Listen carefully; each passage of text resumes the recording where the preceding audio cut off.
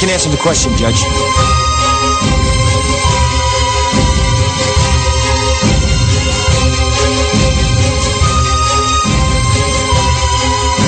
You can't handle the truth.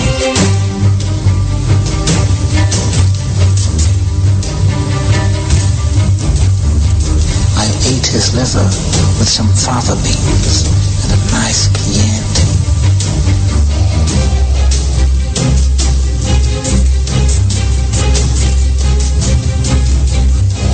Rubs the lotion on its skin or else it gets the hose again.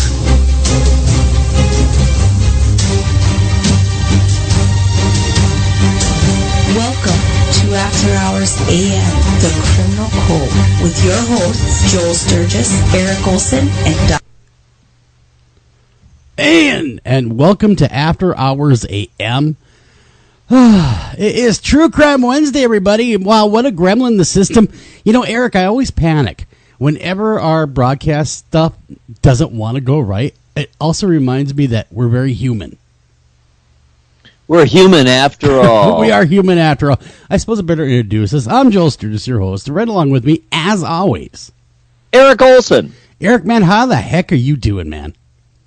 I'm having a pretty good week. Yeah, you know, everything's relative, and man, we got the snow here again. I just keep thinking, for some reason, this winter has just felt really long and endless. I hear you. We've had 40-plus degrees and sunny all week, my friend. Have you really? Yeah, it's been great. I mean, you know. Well, you have better weather than we do. We're in the 20s and snowing the last couple days. We got a whole new coat again. Look at you. It's just getting old. It just doesn't feel right, you know? It's staying light longer. It feels like spring in every other way other than the weather, which just sucks, man. It is horrible, and it seems like forever since we've been on the air. It always feels that way. And tonight we are discussing, well, a real true crime tale that could, well, happen to any of us. Let's just say, hypothetically, you have a murder in your home. Let's just say you're out for drinks with friends. Let's just say somebody uses your home without your knowledge to kill somebody. You show up and there's a dead body in the floor. What happens next, Eric? Wow. Well, lots of things. And that is a very practical yet macabre study that we are going to launch into in the second hour. It's actually quite fascinating. You got all the police procedurals, then you have all of the various cleanup, and then after the fact, you have the probability of a stigmatized property. We're going to talk about all that. And for a really rare occasion, we're going to invite you all, my friends, to call in, email, and let us know if you have had any experience like that in an apartment, in a house, if a close friend of yours, a relative. Have you been involved with some sort of homicide or violent crime scene that involved not being able to return to your own house for an extended or, you know, any period of time? And what happened and where'd you go and clean up and who paid for it and all that good stuff. Well, it's all real stuff. I know it's counterintuitive to radio, but in some ways I hope no one calls because that would mean that they didn't live through that. Well, you know, I'm sure it can never be a pleasant experience, but perhaps it will be helpful to you to vent to the world about your experience. And as always, if you'd like to email rather than call, that's afterhoursam@gmail.com, or you can Facebook us, either me or Eric. We're both over there on the old Facebook account. That would be the group, which is the America's Most or After Hours AM, America's Most Haunted Facebook group. Man, it's been a strange week. It has just been a strange week, A, with news, and B, this, you know, we've started a radio network like everybody knows, but there's been some unforeseen, strange snafus as we're going. I'm not really at liberty to talk about them, but some people got to put their big boy pants on, all right? I'm just saying. You know, put them on. Well, it's okay. Anytime there's change, anytime that people start taking responsibility for their own programming, their own advertising, et cetera, people may get their noses Oh, I'm bent not a even bit, talking. and that does seem to be happening. Well, I'm not even talking about them. I'm talking about the whiny, nasty gram guy. You know who you are. You know exactly. Put those underwear on. You're a big boy now. No more pull-ups. Do you hear me? Bad boy. Bad boy. I'm going to smack you with this right here, this rolled up newspaper, and rub your nose in it. Yeah, exactly. Exactly.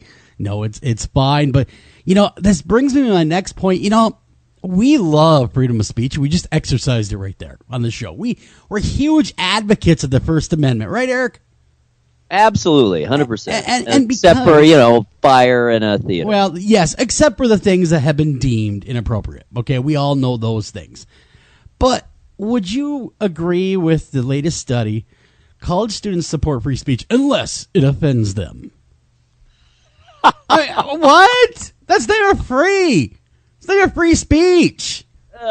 Yes. Well, it is so quintessential self-absorption. It really is. And neither one of us, of course, are millennials, and I fear that this study applies to the poor millennials. I was just informed by a millennial this morning that when they had midterms in college, they had safe rooms where they could decompress and pet bunnies. Well, as it should be, what? Because that's a stressful situation. Oh, God, we've dealt with it without any of that. Remember, Eric? Not a bunny in sight. Not when a I bunny. Took tests. No, not a bunny. No safe room. Nowhere to go cry and whine because life is just a little bit too hard. And I'm telling you right now, I need a bunny. We didn't get any of that. No, we had no bunnies. We got number 2 pencils, damn it. Damn it. And number 1s were even worse. But here's the deal is, we got the toughen up, buttercup. You think it's hard now? Wait till you get in the real world. Those are the kind of speeches we had. Yes, of course. But anyhow, I was informed of that today. I had to walk to school both ways. Uphill. Barefoot. Uphill. In the snow. Yes, exactly. Had one shoe. Just one. So I'd say alternate between feet. Didn't work very well, especially wear it on the run. left on the way to school and on the right on the way home. That way it evens out the tread. You don't want to get uneven tread wear on those shoes because then things really become unstable. Okay, getting back to the story at hand, there was a recent poll that, it's a pretty good poll. 3,000 U.S. college students across the campuses from Berkeley, you name it. I think William and Mary was in on this, University of Virginia. They polled 3,000 of these students at random and found that they generally endorsed the idea of the free speech and campuses that endorse such conduct, but not really digging it in practice. You know what I'm saying? But once the speech turned to something that they didn't necessarily like, we don't like the free speech anymore. You just made me mad. Yes. Now, interesting point, though, before we delve into the meat of it. Do you realize now many college students are no longer millennials. They are now post-millennials. Oh, God. Yay. I mean, there's nothing wrong with millennials. Don't get me wrong. Hey, I like millennials. They're great people by and large. But they paint them as such pansies, media does. Am I right? Oh, yeah. It's not really a very pretty picture, and I like you, don't think that's anything close to a complete picture. People are just people, and young people always seem silly to older people. Let's face it. But I remember when they picked on Gen X. I'm a Gen Xer. Of being slackers and this and that and the other thing. Oh, of course. And of course, so we went through it just like the snowflakes. I mean, the millennials are now. And of course, it seems to be touchy-feely, cuddly, be kinder. Where was that when I was growing up? That's my first question. Where was that when I was a kid growing up? Not there. No, God, no. It's school hard knocks, just like you, my friend. Just like you. But yes, I do believe that millennials, if I can spit that out really quickly, by and large, kind of get painted with a broad brush to be kind of weak, kind of wimpy. You know what I mean? That kind of yeah, and even more than, I think it's beyond that. It's kind of more like they're just very self-indulgent and they aren't very resilient. That's the picture that gets painted. Well, exactly. But going on, now it says 3,000 college students generally endorsed the idea of free speech on campus. And they encourage discussion of variety of ideas. But once that speech begins to infringe on their values, they're likely to support policies put in place that limit free speech. Well, I mean, let's look at college campuses. Really radical points of view, especially from the, shall we say, the right, tend to really be not accepted. And well, that they're is just, true. I'm sorry, it's free speech for me, but not thee. It really is. It's very contingent upon the point of view. And if free speech is contingent on your point of view, it's not free speech. Well, exactly. That's the point right here we're going to get to. It is not free speech if it's monitored. That is no longer free speech. They go on to say that they, if that does happen, they support free speech zones, speech code, and prohibitions, what you can and cannot talk about. Hate speech, obviously, is not accepted in any way, shape, or form. And they also like it when you give them bunnies. Okay, the Supreme Court has constantly ruled the First Amendment means public institutions, such as state colleges, universities, cannot exclude speakers or punish speech just because they don't like it or they find it offensive. Yet 30% of college students in the poll said that shouting down a speaker was okay to do if you didn't agree with them. Well, again, free speech for me because I'm right, but not for thee. You know, I do. You're wrong. When they try to shout me down, I grab a bigger bullhorn. That's all, man. I turn it up to the Spinal Tap 11. Yeah, you got to have that 11. That's what I do. Is I turn up to 11, and I can't beat 11. No one can beat 11.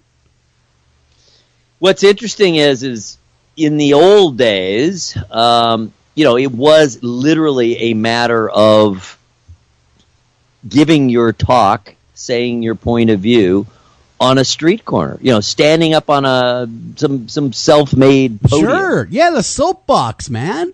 The soapbox, exactly. Self-made podium, a.k.a. soapbox. Exactly, get up there. And you literally had to deal with people face-to-face. You did. And you had to deal with them on a individual basis and convince them, or at least convince them to listen to you. Nowadays, of course, most of these kinds of discussions are mediated by the electronic media, but you still have live speech, especially on college campuses. I think that's why it's so important that we examine what the policies are, because that's one of the few places you're regularly going to hear a potpourri of different perspectives. Well, and that's funny you had mentioned that, because these people that hide behind keyboards, I call them keyboard ninjas once in a while on the show, because, man, they'll assassinate you in a heartbeat if they get a chance.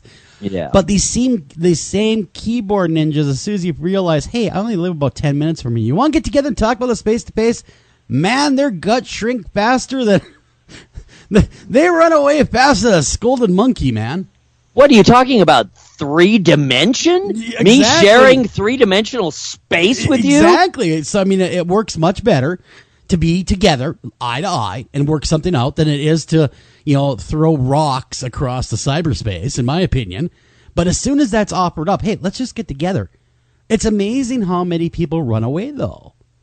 And they don't want to do threatening. that. Well, why? Threatening. Why is it threatening? I mean, there's no more intimate setting than two people talking and working on an issue.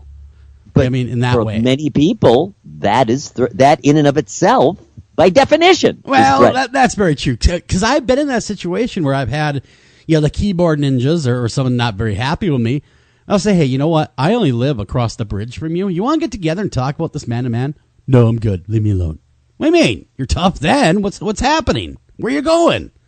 Don't run away. Do I smell? I know. I used to be more of a hothead myself in terms of on the internet, kind of more when all this was somewhat new.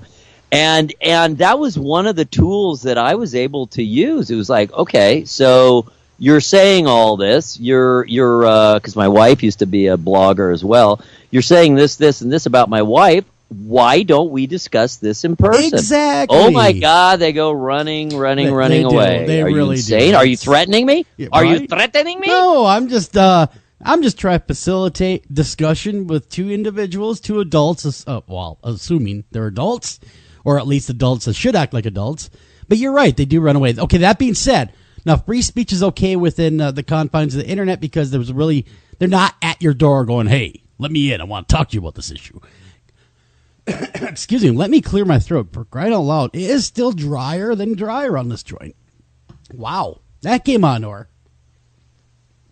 So if you guys excuse me there for a second, woo, I need to get the humidifier fired back up in the studio. But anyhow, getting back on point, these college students, they really don't believe in free speech then as a whole. I mean, these ones polled, because even at Berkeley, the home of the free speech movement in the 1960s, has now implemented speech prohibitive rhetoric. Well, hate speech is out pretty much everywhere. But if you read the ruling of the First Amendment, it is covered under the First Amendment. Let me go back. The Supreme Court has constantly ruled the First Amendment means public institutions such as state colleges, universities cannot exclude speakers or punish speech just because it's hateful or offensive. Well, there you go. That pretty much, that's not vague. No, that's not vague at all. They're like, hey, just because they don't like somebody, they could say they don't like them, as long as, they say in a public place. I don't like you. Yeah, okay, all right, you said your piece. But I don't think that we should stifle that, even though you and I have been on the wrong end of a tongue lashing, hell, even by our listeners once in a while. I would not take that ability away from them. No, of course not. It's in our secular government, our secular institutions, that is sacred. The equivalent of sacred. Yeah, exactly. I mean, what's in the First Amendment? You got freedom of speech, you got freedom of the press, you got freedom of religion. The big three, man. The big three. And so, quite honestly, I couldn't really wrap my mind around the whole, we support free speech as long as it doesn't make me mad. I didn't understand that at all. Well, it's a shallow perspective, shall we say? Well, and of course that's part of what the college experience, especially liberal arts, is supposed to be about. Sure. It's supposed to be exposure to differing, even opposing, even offensive points of view, and you're coming to terms with them and hearing what other people have to say and hearing their perspective. Broadening your mind. That's what it's all supposed to be about. That's what it's supposed to be. That and drinking a lot of beer. Well, of course, needless to say. That's a good time right there. That's a real good time. But it goes on to say that a new Gallup poll survey shows that millennials, by and large, would not fight to have their rights taken away when it comes to free speech. They would be okay with that, as long as it doesn't infringe on what they believe in.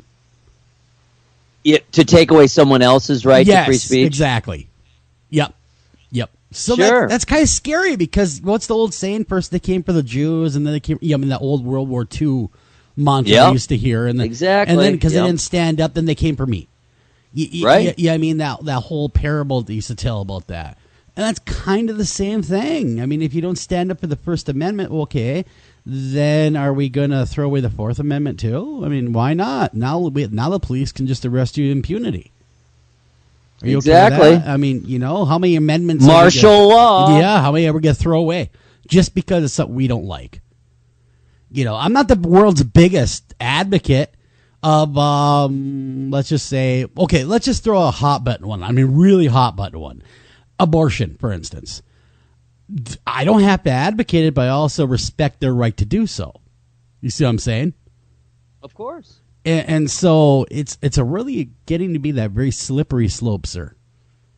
I think you are completely correct. Oh. And anyone who participated in that poll, you need to stop and think, all right? Remember, all these things go both ways. Exactly. They go in both directions. Would you want your perspective, your carefully thought out, genius perspective, would you want that to be excluded or shouted down by people who happen to have a very different opposing point of view?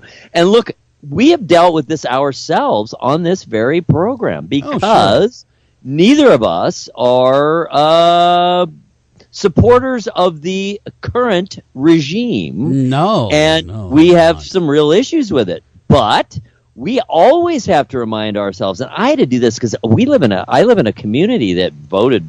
Oh, they even love though it's him there. Upscale. It Yeah. voted Trump, man. Yeah. Where we are, it's very Republican, very conservative, and they went Trump. And so we got friends, people we're gathering with on a friendly basis, school, parents, Sure. on and on and on. And we have to really try hard to remember you're not insane or evil just because you have a different political perspective. Well, I have some advice for these Maybe. people. Exactly. I have some advice for these people that would take away free speech. Shut up and go bury your head in your bunny right now. Okay, moving along. Hey, For those of you who would shut me up, shut up! Exactly. What I always love a good ironic tale. Do you like a good ironic tale once in a while? Heck yeah. We're just like, wow, man, how the hell did that even happen? Irony is the soul of brevity. No, wait, that's the wrong quote. Yeah, exactly. So as soon as I get rid of this darn toting thing that just doesn't want to play nice, and that's, of course, a pop-up, ex-California Senator Leland Yee, gun control champion, heads to prison for weapons trafficking. I mean, come on. That is ironic. It's extremely important to the state of California that we do not own assault rifles, he went on to say, but meanwhile, buy them from me, please. I'm trying to get rid of them. I'm Mr. Yee, and I got a smoking deal for thee.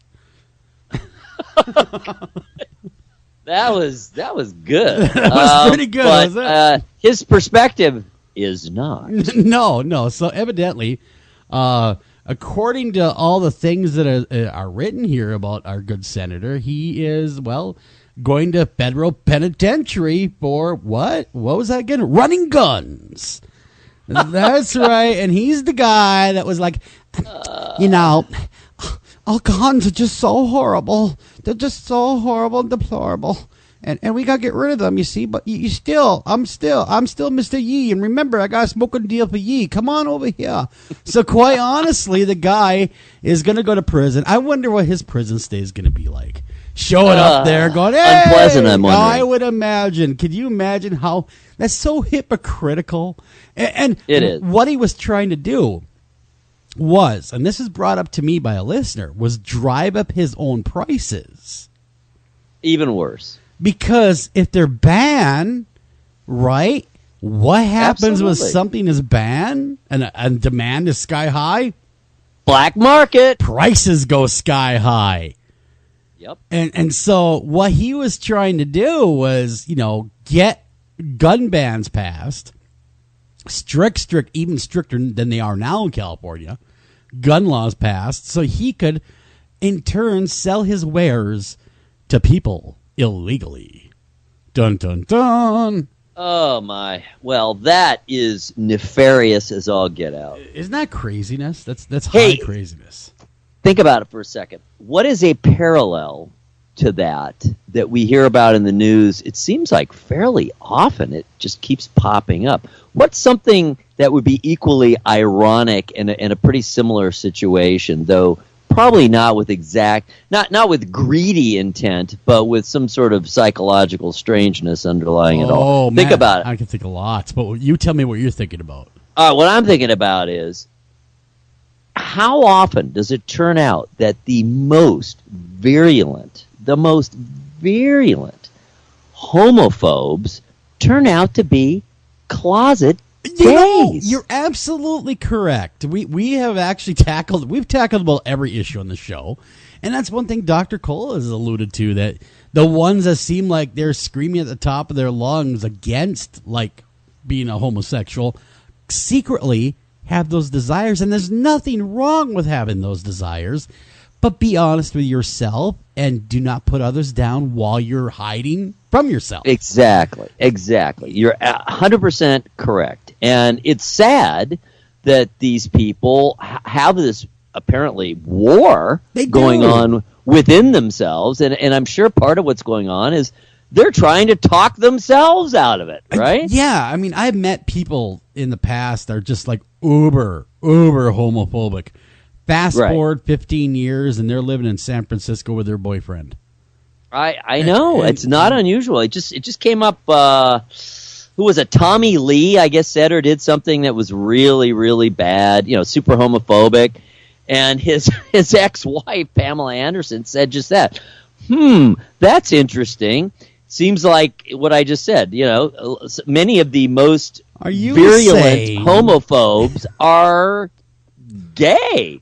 Is Tommy Lee gay? Is that what we're saying? Well, I don't know. I mean, I saw the movie. I'm saying that's what Pamela Anderson, she may have just been, tweaking him a bit. Who knows? But I mean, this does come up. A lot of times it's that crusading pastor, right? Yes, the anti-gay exactly. pastor. Yeah. It's people who feel some sort of real deep dissatisfaction, self-loathing, on and on and on. But anyway, that is kind of a similar situation, though it's a somewhat different motivation. I mean, if this state senator was doing it purely for profit, I mean, that's the most scummy of all. Well, exactly. I'll tell you what happened to me. I lived in a town where they wouldn't let us listen to rock and roll. The preacher was up in the pulpit, and all I wanted to do was dance. Oh, wait a minute. That was a movie. Never mind. Footloose. Remember Footloose? And they were so against rock and roll. And they're like, kids, don't listen to the devil's music. Yeah, it was John Lithgow. Remember, it really was the pastor, the father. Doesn't he kind of in the end of the movie start dancing a little bit, jamming going on with the rock and roll? So shaking bad. his shoulders a little, Exactly. tapping his foot. It starts all stiff. Next thing you know, he's full blown break dancing. But no, I remember that, and the same thing kind of in that movie. But it rings true in this situation too. Is most of the people that are, so hateful against a group of people, such as the homosexuals, are the biggest. The biggest targets of phobia.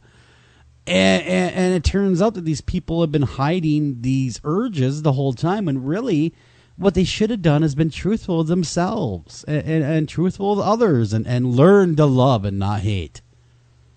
Absolutely right. So, and we know, hey, stuff like that, it's getting easier. Depending on where you are and what your family's like, it's easier now than it was 50 years ago. There's no question about that. But it can be difficult. We're not talking about easy topics. And if you were raised that that's evil and that's a sin, and that must be suppressed, and it can even be changed. There's still people who believe in the conversion therapy. Sure. There really are. Well, people think, yeah. sure. Well, that's normal stuff. There's a lot of people that believe in a lot of wacky things, and that's one of them. Is the conversion therapy. It's been proven time and time again. That is not the case, by the way. That is not the case. It's not chosen. It is a lifestyle. This is how you're born. And that's something that everyone needs to understand. But one thing, we brought up Footloose, and we only got about a minute left. Explain this to me. Explain this. Do you remember the scene when they're playing chicken with the tractors? Oh, yeah. Why the hell did that kid just not take off his shoe when his laces got caught? You know what I'm saying? I got a tractor coming at me, and I don't know why this brought this to my head, but they're playing chicken with tractors going, a whopping 2 miles an hour at each other? His shoe gets caught. Plodding along. Exactly. Oh, my God, my shoe is caught. Instead of just, slipping his shoe off, he fights with it. So it just came to mind. I know, just that's a continuity issue, I suppose. It's a strange, random thought that, quite honestly, I don't know how it popped in there. It just was there, and I had to really voice it out there, so I didn't feel insane anymore. I had to bring it up. I know the rest of you guys feel the same way. Whenever you watch that scene, you go, what the hell, man? Take the damn shoe up. Okay, we got to get out of here. We have to go to break. We come back. Problem solved, baby. We're going to be tackling everything from OJ to blind people with guns to you name it. You're going to hear it. Don't go anywhere. We'll be right back right after this.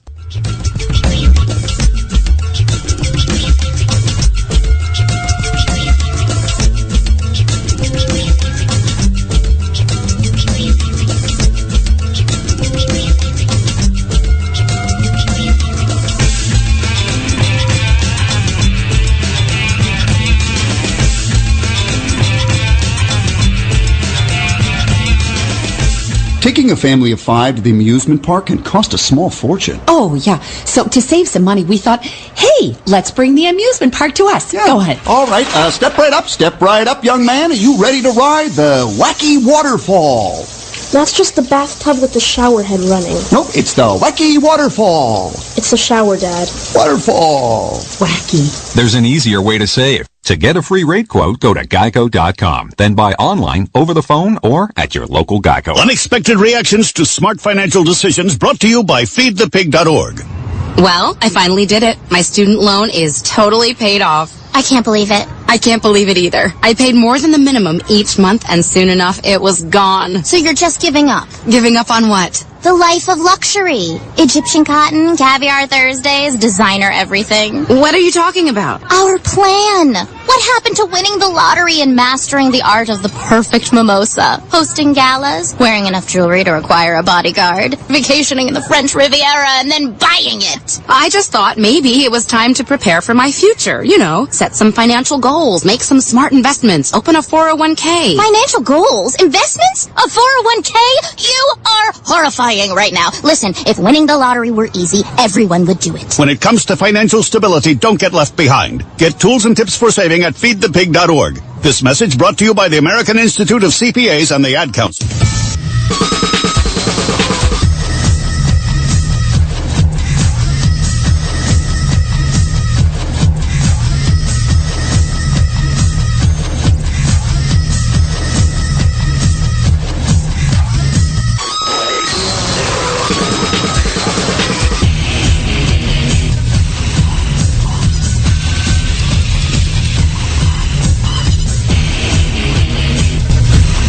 Welcome back to After Hours AM, the Criminal Code. I'm your host, Joel Sturgis, right along with me, Eric Olsen. Hey, there he is. I thought I lost you, man. I was getting ready to panic and stuff. No, it was a brief pause as I pondered reality and the future. I was going to answer for you. And Eric Olsen, or whatever. I don't know how I would have done it. But. And oh no, Dr. Clarissa Cole. But she'll be back next week. She will be back next week. Okay, did you catch, before we talk about blind people and guns, did you catch the O.J. Simpson interview on Fox? Only clips. I did not see the whole thing. It's an old interview that happened, circa, I think it was 06. Originally it was shot in 06. And he was making, doing the rounds to the book, hypothetically, if I did it. Right, exactly. And so oh my God, is that the most it's reprehensible thing ever? It's a confession. It's a confession in a book. I mean, it really is. That's how a lot of people took it. You're right. And so originally shot in 06, and of course now they just showed it again on Fox. Judith Reagan at the time was intended to promo the new Reagan book release, If I Did It, about O.J. Simpson, hypothetical explanation of how the NFL Hall of Famer might have murdered his ex-wife, Nicole Brown Simpson, and her friend, Ron Goldman. I wonder if Ron and her were getting jiggy with it. Supposedly not. Okay. There's never been anything. There's never been anyone who has ever claimed they were anything but good friends. Because I really feel bad for all parties involved, her and him. But him, I guess, especially because he's probably just standing there going, "What the hell's going on?" Exactly. He had nothing to do with it. I know the feeling when you're attacked for something you didn't do. But anyhow, he's standing there, and of course this goes down. Okay, OJ goes on now. A lot of people have hit me up on social media saying it's a confession, is what they're saying. It's a confession on tape. Well, it was 2006, and it was done as a promo stunt for the book, hypothetically, If I Did It, okay? I say the dude, I'm not going to go on a limb here because everyone else probably agrees with me, is guilty as all hell. I've noticed over time that even people who were kind of caught up in some of the socio-cultural, political aspects of the case back in the 90s, even people who said, yay, we're glad he got off. He should have gotten off. And, good for him. And now go, yeah, he did it. There's just so much overwhelming evidence. And, of course, it doesn't matter now. He could stand up on national TV tomorrow and say, oh, yeah, by the way, that was me. That was all me. Right. I killed them both, and I feel good about it. And no one could do anything because it's double jeopardy. He's already been tried for it. And he's already been taken to civil court, and he was found culpable of the crimes, of the murders. Exactly. So, and he owes the rest of his natural earnings to the Goldman family. Right, and Brown. Yeah, and Brown families. Yes, he owes them for the rest of his natural existence. The only thing they cannot touch is his NFL pension, which is a measly $250,000 a year or whatever, or a month. I can't remember what it was. It was some astronomical number. I'm sure it's not a year. Yeah, I mean, I'm sure it's not a month. I'm sure it's a year. Yeah, some. You know what? Come on, $250,000 for not having to do a damn thing. Sign me up. All right. Not bad. I'm just saying, I could live on $250,000 for not doing anything. Not a problem. So a lot of people got a hold of me saying, did you see the interview? And yes, I did. But I've seen this somewhere before, the same interview. I think it was back in 2006 when it was relevant for the book. I want to say at least heard or read the transcripts of it. And basically he takes everyone through a count-by-count basis of how I would have done it if you were to do it. Without saying, also the other relevant point is this discussion, this interview, that very interview that just aired now, that was the basis of the book. The book was then turned. That conversation was then turned into that book. Exactly. If I did it. Exactly, and they call it still the Lost Confessions. Wow. Okay. Well, it sounds like it to me. That's for sure. Yeah. Really, quite honestly, it's neither here nor there, unfortunately, because there's nothing anyone could do legally. I mean, you can't. I mean, as far as informationally and for the benefit of society, it would be good to know, and I think it'd be good for him. You can't squeeze the juice if he'd anymore. Admit it. You can't squeeze the juice anymore for this. He's already been exonerated. Okay. That being said, my opinion on O.J. Simpson is this, and it's free and it's worth every penny, is the guy is guilty is all hell. And I'm not going on a limb. I think everybody knows that at this point. But I think it's a horrible miscarriage of justice that was allowed to happen back then. Yeah, it's terrible. And he'll pay one way or another. I mean, whether it's in this life or the next. So there will be a day of reckoning that goes even beyond our human courts. At least I pray and I hope. That being said, it's just such a miscarriage and misrepresentation of justice all the way around. Can you give us some of the details for we who have not seen it yet? Can you give us some of the details? Yeah, they showed this on Fox News just the other night. What was it, Monday night or so? They had the replay of that 2006 conversation. It was an actual interview between him and that Judith Reagan. And she interviewed him to promote the book at the time. They finally aired this. This was not ever aired before. They camered it for this, and now they're just now showing this interview in its entirety on television for the world to see. And that's the big coup, is because before you get snippets, you get this, you get that, but you never got the whole thing. Now they took it, they showed it uncut. Nothing was cut out. He is sitting there taking you by a moment by moment how I would do this if I were to do it. Basically a wink and a nod to yeah, I did it. Don't worry about it. And I got away with it too. But basically that's the gist of that interview on that TV show, was to really show his guilt. It's nuts. Think about it. It's so twisted. How, after all that happened with the slow motion dramatic chase, then the entire just bizarre process with the trial and the verdict, and then the other trial, then the civil trial, and him being found guilty or at least culpable for that and owing all this money. And with a lower burden of proof on the civil side, then he heads off on his merry way. He can't stay out of trouble. He gets involved with a armed robbery, and that's a whole other set of can of worms as far as how that went down and why it went down and what really happened, what didn't happen. Do you think some of that was I don't mean to cut you up, but do you think some of that was a revenge verdict? When he did the armed robbery, do you think some of that? Oh, partly, yes. Because it was so long. In fact, the commentator said, wow, that's a long time for a first offense. Yeah. So, I don't know if the verdict itself was that, but I think the sentencing penalty phase, I think the sentencing certainly was that. Exactly that. Yes, I do. Yeah, they took that into account, and of course, who wouldn't? I mean, judges are only human, just like you and I. And when they have someone like that in front of them, they can't help but lean that way, and that bias towards, can I get that pound of flesh now? He might be innocent in a court of law, but gosh darn, I'm going to make him pay anyway because he's guilty in the court of public opinion. Right. So, where do we go from there? I think there's no question there was an element of that. And it's not even necessarily all bad. No, I think he got what he deserved, to be honest with you. I think he should have got a little bit more, but that's just my opinion, and thank God I'm not a judge, and thank God I don't hand on sentencing, because let's just say there'd be a whole lot less people around. Just saying.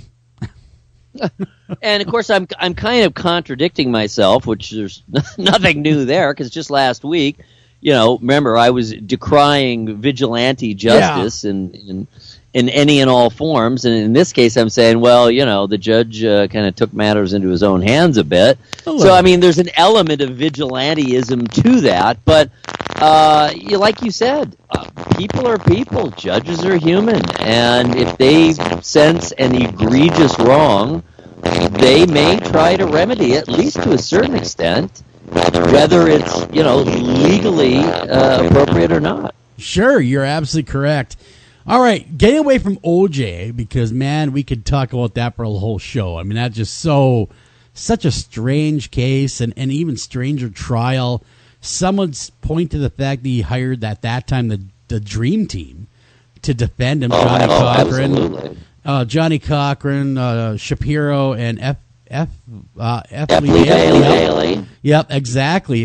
You're a little staticky, sir, so I will kind of fill in the gap for you. F. Lee Bailey, and of course, he was already famous for defending really high-profile cases.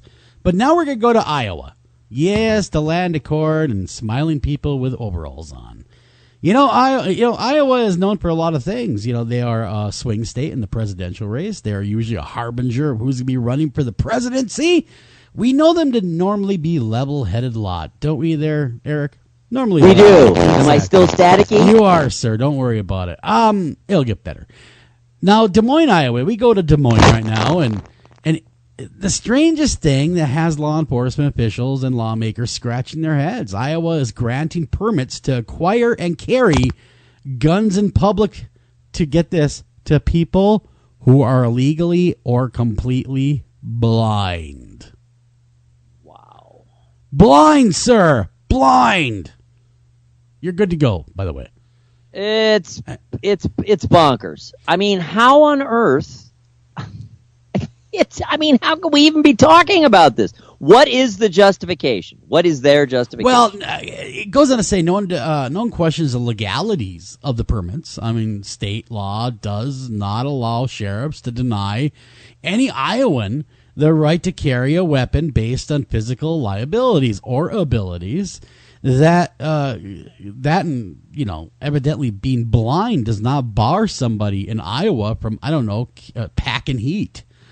Quandary really kind of centers around squarely in the public safety arena. I mean, if you can't see your target, how do you know you're hitting your target, or what you're shooting at if you can't see your target?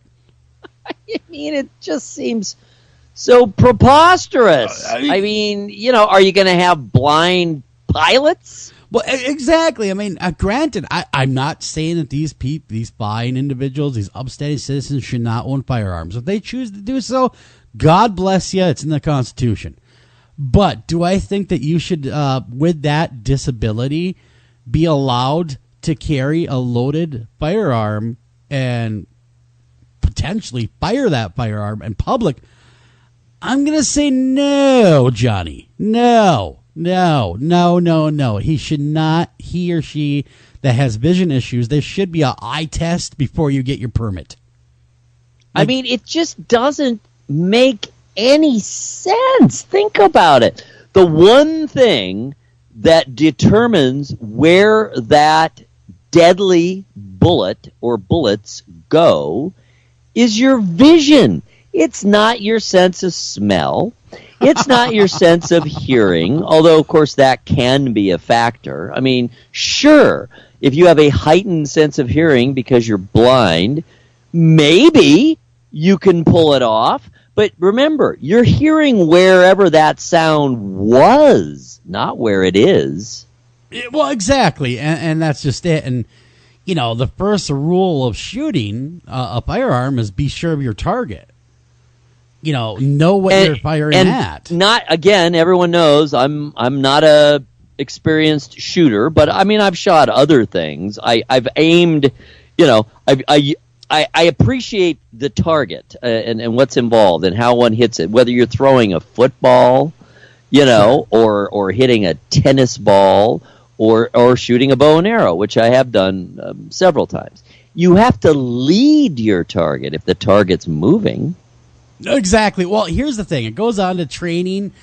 They're going to talk about now in the article how you train the visually impaired. In one Iowa county, blind residents who want weapons would likely receive special training. Was it Weatherton, the Cedar County Sheriff's? Okay, he has a legally blind daughter, this sheriff, who plans to obtain a permit to carry a firearm when she turns 21 in about 2 years. He demonstrated for the Register, this is the paper that's covering this, how he would train a blind person how to carry a gun. The sheriff spent more time trying to keep guns out of the, you know, if we spent more time trying to keep guns out of criminals' hands and not worry about these blind people and disabled, we'd have no trouble whatsoever. Well, of course, that's what he says, all right? So he also goes on to say he cannot really say for sure that a blind person might, I don't know, accidentally shoot someone they didn't mean to. But he does say he's taken his daughter to the gun range a few times, and she does pretty good with her semi-automatic handgun on a private property in a rural Cedar County gun range. Well, if you point her in the right direction, if there's no possibility of shooting anyone or anything that shouldn't be shot, then sure, she can fire away at the gun range. It's the real world I'd be concerned about. Well, exactly. And so you can't shoot by braille. All right? There's just no way to braille. I like that. There's just no way to really, in my mind, and unless I'm wrong, I could be, and I so often am. Unless I'm wrong, I don't see any really legitimate way to train someone with that disability that is visually impaired. I mean, what are you going to do? Use echolocation to pick your shot? Bats. They show up going, whoop, whoop, yell, kind of like a monkey does to hear its echo back at it, or what? I mean, I don't understand how they would triangulate the threat, is what I'm saying. Exactly. It just doesn't seem, it seems an invitation to disaster. Exactly. Well, he does go on to say he believes there are situations where such applicants can safely handle a gun. However, he also expressed concerns. Although people who are blind can practice and participate fully in nearly all of life's experiences, there's some things that even makes him stop and pause, this is the county sheriff, to think maybe we've gone a little bit too far. Yeah, that's a bridge too far as I'm concerned. Well, I mean, I understand the impulse, right? But some things just aren't worth it. They're too dangerous. Well, exactly. Now, the Gun Control Act of 1968 and others, he points at this, and other federal laws do not prohibit blind people from owning firearms. But unlike Iowa, some states have laws that do spell out the visually impaired, along with the mentally ill and other disabilities that would hinder your operation in a safe manner of a firearm. You cannot use or take it out in public. I mean, let's say, for example, what if you didn't have arms? Well, you could use your feet. I suppose. If you had to.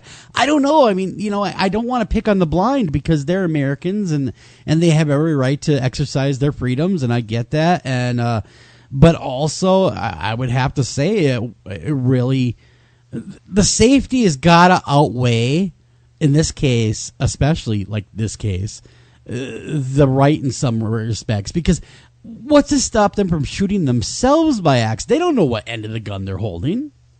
Some of them, I'm sure. You know, they just grab it. Especially in a high stress, crisis situation. I mean, come on. Yeah. Well, I could just imagine that. I carry a machine gun. Why do you carry a machine gun? Because I'm blind as a bat. I know I'll hit it eventually. I'm going to spray everything. Yeah, I don't care how much of my house and my pets and my children I destroy. I'm going to get you. Oh, listen to this, though. In Nebraska now, for example, they require you to prove vision before you can get a conceal and carry permit. Well, that makes sense. Much like going to get your driver's license renewed, each time you go in to get your permit renewed in Nebraska to carry a firearm, you must submit to a vision test, much like the ones administered at the Department of Motor Vehicles. That is actually the perfect analogy, right? Exactly. Right. Exactly. It's not a right. It's not an absolute right. It's a privilege. There are many who think owning a gun is an absolute right, but it's not absolute, right? Yeah. It's a constitutionally guaranteed right, but it's not absolute. Like, no, not one single right is absolute. Everything has exceptions. They do point. I'm sorry, sir, but they do point in this article to two states they say are doing it right. And these two states, of course, are Missouri and Minnesota, where applicants must complete a live fire test, which means they have to shoot and hit their target with proficiency before permit is given. Perfect. Problem solved. Exactly. So, it's their right. They can own a gun. I'm not saying they can't own a gun, but I'm not sure I would necessarily want them packing heat in the shopping mall. Exactly. So, that and somebody could easily use it against them. There are many, many problems. You stumble and fall. You shoot yourself. You shoot your spouse. Any number of bad things can happen as far as I'm concerned. Yeah. Well, what happens if good old Velma comes to the door late one night and you shoot her by accident saying, "Oh, that was a damn Bigfoot again." People would be wagging their fingers and writing strongly worded letters. Okay. Moving on, one more quick story of kind of noteworthiness. Actually, it's more than noteworthiness. Stephen Hawking's dead. I know, isn't that? It's just astonishing how long he lived. 76 years old. I mean, he lived really long, longer than anyone thought he was going to. Of course, they gave him a bleak outcome with his ALS disease. In his early 20s. And he's lived a life, let me tell you. 55 years after the diagnosis, he lived. Isn't that amazing that he lived that long? And most people do not make it that long with ALS. Once people are diagnosed, it's usually just a few years. Yeah. I mean, think of that. I mean, we're talking, he has lived longer than anyone in the history of the world with ALS by decades. By decades. I had an aunt that had Lou Gehrig's disease, or ALS. And to watch that progression at the end, she was like a statue. I know. I mean, the lights were on, but man, there was nothing she could do. I mean, she could move her eyes, and that was about it. Well, he literally communicated by blinking his eyes. I think he'd even been reduced at the end to like a twitch, not even a blink, and he could still communicate. Yeah, it's just he did so much. I mean, he was a theoretical physicist that brought us that kind of took the string theory and the theoretical theories, and he brought them together, married them together, and he popularized exactly. He popularized it, and he made it contemporary and made it interesting. Although I didn't agree with some of what his feelings, like life after death. He believes that there was nothing. I mean, I guess he found out firsthand, obviously, like we all He knows now. But I never agreed with him on that. I never agreed that, we're basically a chemistry set, and when our battery runs out, we're done. I didn't agree with that. Either. But that being said, I did respect his work. I mean, the guy was very, very smart. I mean, smarter than some would say that he was rivaled Einstein in how smart he was. Do you realize he died on Einstein's birthday? I did not know that. Wow, that is strange. Huh. It's some sort of physicist symmetry. Yeah, I remember seeing him on The Big Bang Theory, that show on CBS. And, he towards the end there, I mean, he really, you'd see him in public, had gone downhill where, his teeth were constantly sticking out. I mean, he just looked rough, is what I'm saying. And he looked like Jack-o'-lantern in January. He did. He really did. And again, we lost a truly wonderful mind when he went. Visionary. Yeah, absolutely. And there's a lot of people that point to him as being their inspiration. Oh boy, the list is too long, but there's a lot of noteworthy people. In fact, Steven Spielberg has looked up to him when he's been doing his movies as well for inspiration about how things work. E.T. was one of those things where he kind of drew some of his inspiration from Stephen Hawking, how things could possibly work. Sure. Well, he was a visionary and a leading creative thinker in the field of black holes and cosmology. And he was going till the very end. He was evolving and changing and coming up with new theories till the very end. Yeah, well, anyhow, in 1988 now, just because, I'm trying to kill time here because I got 4 minutes for the top of the hour, we talk about murder in your house. Yeah, not your house, not my house, but that guy's house. And we're going to talk about that. But really, he wrote a book in 1988, which really that must have been something else to write a book where all you could do is blink. I mean, that would have been kind of tough, he wrote a lot of papers and books and everything. Yeah. But the Brief History of Time was a sensation. Yeah, absolutely. And they did a whole movie about the guy. Well, anyhow, he is sadly missed. And, I also want to give a big shout out to your daughter, Lily. I know you weren't expecting this coming, but congratulations are in order for her. She is going to one of the most prestigious acting schools in the world. And really giving it her all and following her dream, Eric. And we all hope that she does wonderfully in her pursuit. Well, thank you. That is very kind of you. Yes, we're very, very proud of her. She got into CCM, which is the College Conservatory of Music. It's a kind of a subsection of the University of Cincinnati. It's actually the oldest conservatory in the country, 150 years old. And they're the acting portion of the school, they only take 20 students a year. That's amazing. And she made the cut. So again, hats off, hard work. And she has been on the show a time or two as well. And so she has. Again, we would like to give our best and all of our hopes and our she's an inspiration for everyone to follow their dreams, because what she is doing is harder than most of us will ever realize. But that being said, we're going to run a break. We come back. We're going to talk about murder in your home. Yeah, I'm talking about if you come home, you find a bloody mess. What next? What happens? What happens if police show up? What happens to you? Do you become a suspect? What all goes down? Don't go anywhere. We'll be right back right after this.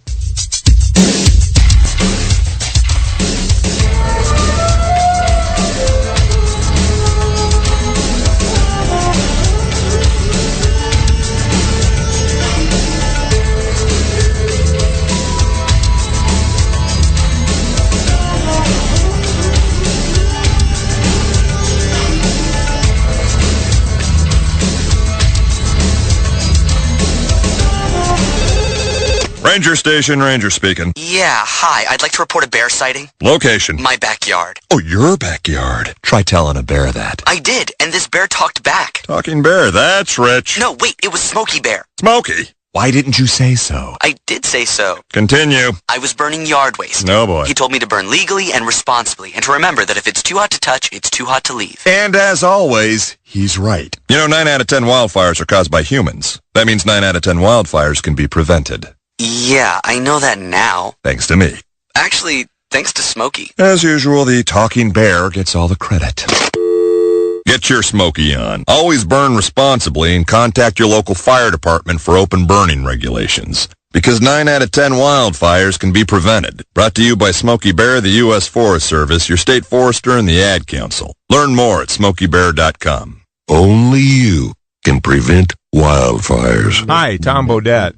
If you can hear me, then you have an internet connection, which means you can do cool things online, like listen to streaming radio, obviously, or watch a video of a monkey washing a cat. Let your freak flag fly. Or you can book a room at a great price at Motel6.com. Isn't the internet wonderful? Everything you want right at your fingertips, and whoa, did not need to see that. I'm Tom Bodette for Motel 6, and we'll leave the light on for you. Only in the forest can you see this. But nothing beats the moment you see that. Cool! That's your child's eyes opening up to a world of possibilities. There are some moments only the forest can inspire. Find yours at discovertheforest.org. Learn about forests near you and discover cool things to do when you go. And you might just see this. Visit discovertheforest.org. Brought to you by the U.S. Forest Service and the Ad Council. Do you have a question for our guest tonight? Don't feel like calling the show? Not a problem. Email those questions to afterhoursam@gmail.com. Again, that's afterhoursam@gmail.com.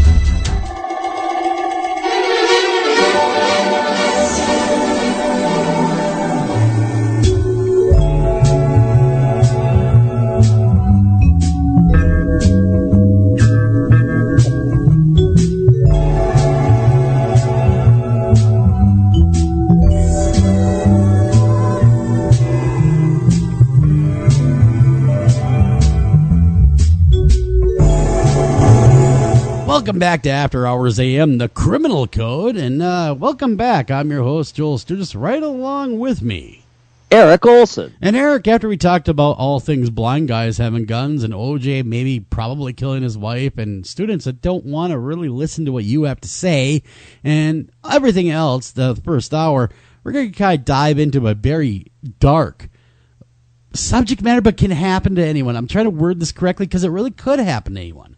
Under those right circumstances, you could find yourself, well, having a dead body in your home that wasn't there when you showed up or when you left. As I wrote on the show article, and we want to remind everyone, every one of our shows has its own article, preview article, tells you all about, a little bio of whoever we're talking to, a summary of the topic, links, all that good stuff. So just go to America's-most-haunted.com. What I was going to say is what I said in the intro to the article, that this is a macabre yet practical episode, and I think that sums it up. I would agree, because it's really strange. What prompted this show was really over there at our good buds, the Lineup. They had an article about this actually happening to someone. Now, of course, Eric even fleshed it out further at America's-most-haunted.com. And if you'd like to read the article while we talk about this, absolutely step up. My gosh, Eric, I'm just a stumbling and a bumbling tonight. So I can definitely tell the old rust is there. Go on over to America's-most-haunted and follow along as we talk about the subject matter, because quite honestly, it's fascinating once you really dig deep into it. Yeah, and I think I'll be happy to read from the article where we kind of slap together information from various sources about this topic. And basically there's 3 stages to it. Once the crime has been discovered, of course. Then you have the police procedure. Yeah. After that, you would have the cleanup, because murder is messy, let's face it. It really is. It's not a clean ordeal. No, it's not. It's not clean. It's not fun. And then after the fact, you have the very real possibility of stigmatized property. So let's talk about those topics. And like I said, I'll be happy to kind of relate what we have here. So as far as police procedure, the police secure the crime scene as soon as they arrive. Yep. If you were present when the homicide was committed, you will be detained for questioning. After questioning is complete, you will not be allowed back into your house or apartment or whatever the case may be until all the forensic evidence has been collected, because it's a crime scene. Everyone sing along. Crime scene. Yeah. Dun, dun, dun, dun. This can take from hours to weeks. Oh, think about it. Think if you're locked out of your that? home for weeks. What are you going to do? Well, yeah, where do you go? I mean, you can't, like, go home or anything. It's not like you can go back to the scene of the crime. No, you cannot. During this period, you'll have to find other accommodations and perhaps clothing and essentials if you're not allowed to enter the dwelling to collect your belongings. So, yes, that's the first phase of it. And I know you did a little bit of supplemental reading. Anything to add as far as the police procedure aspect of it goes? Yeah, the first thing they're going to do, you call 911, you report a body. They're going to, of course, ask the particulars. They're going to show up in short order. But like you said, they're going to detain you. And they're going to not want you to touch a thing. Of course, when you do call, let's just say hypothetically you call 911 because your murder has happened in your home. Let's just say you come home from a night with buddies. You walk in, which is the case. That oddly enough, there are people out there that have come home, right, after a night out or what have you, to find dead bodies in their home, especially in southern part of the United States where that MS whatever 13 gang hangs out. They will use a vacant home to murder people. Think about that. What a shock that would be. You don't even know who this person is. So they'll come home, right, and they'll unlock the front door or what have you, or they notice that something is amiss, and they'll go in and they'll find this dead body in their home that was obviously not there when they left. All right, they would have noticed that. You know, feed the cat, water the dog. Oh yeah, clean up the dead body. That all would have been on the list, but no, it was not on the list because the dead body wasn't there when they left. They come back and they find this dead body. What do? They call the police. First thing the police do is they show up and they basically they detain you. They don't arrest you right away, but they also tell you while you're on the line with the 911 dispatcher, you do not touch anything. Like, do not sit down, do not get a glass of milk, don't do anything. Just stand there and wait until they get there. Because everything's potentially tainting the crime scene. So, absolutely. You know, if you're milling around and you decide, I'm going to go get iced tea and hang out and watch a little bit of the football game with the dead body laying next to you, you know, if that's your thing, you're tainting the crime scene. So they're going to show up. Basically, they're going to, take you out of that area very carefully. To maintain any kind of integrity, they have to do it very, very carefully, get you out. And, of course, generally speaking, you're always the suspect right away. Just so you guys know that. I mean, whoever calls it in. Yeah, and the homeowner. I mean, if you're there at home and you find a dead body, who's suspect number one to the clear you? You are. You own the house. Of course you're suspect number one. So once you're cleared, though, that's when things get really problematic for the homeowner. Yeah, in this case, the original article that we were referring to that ended up on the lineup, it was actually written for another site called Did You Know? And they do just that. They research various hypothetical, realistic situations and see what happens. And they're talking about an actual case study. There was a Twitter user known as Chase Rojo, and he recently returned home to find his home blocked off by yellow police tape. This was in Gainesville, Florida. So kind of their article was referring specifically to what happened to this guy, and he live tweeted the experience. So, wow. You know, man, it's 2018, you know, so you gotta live tweet it. And so he put up a bunch of pictures and images onto Twitter, and we found out what happened to him. And what happened in his case is his roommate, this was an apartment in Gainesville, his female roommate was accused of murdering her boyfriend in their apartment. So he had a roommate. He comes back, right, finds the guy dead, and the girlfriend murdered the dude, right? And so he is kind of caught in limbo at that point of what's going to happen to him and where does he live, right? I mean, he's kind of caught in that middle ground of A, he's got nowhere to go, and B, he's not a suspect, obviously, or at least they cleared him. So what happens, Eric? I mean, really, what does the article flesh out for us and tell us his story? What happened to this guy? Well, in his case, he, as I said, live tweeted some of the aftermath. He mentioned in one of his tweets that the authorities put him up in a hotel room. Now, that's not always the case. In Florida, there is a organization in the, I guess, the district attorney's office that does try to attend to the needs of victims or people, inadvertently associated with crimes. So apparently he was paid for, his dwelling was paid for. But that's not always the case.